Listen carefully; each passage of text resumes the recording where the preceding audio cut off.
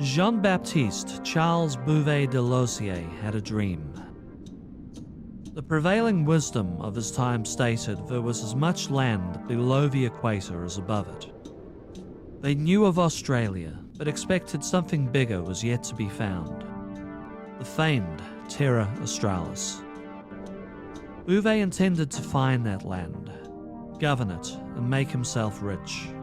Instead, on January 1st, 1739, he stumbled across the most remote place on Earth, an inhospitable, ice-covered, high-walled island that ultimately bore his name. Bouvet Island's thousands of miles from the nearest land.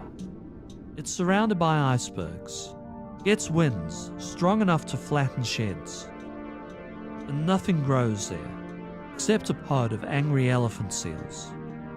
It's also actively volcanic. The cliffs reach heights of nearly 500 meters.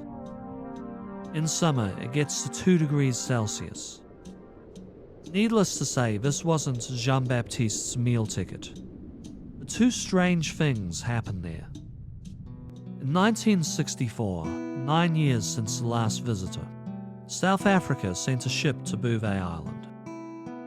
After waiting for 3 days for a window to helicopter from ship to shore, they landed on a jutting volcanic extension called the Nyrosa.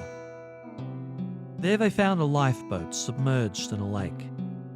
It was guarded by those angry elephant seals.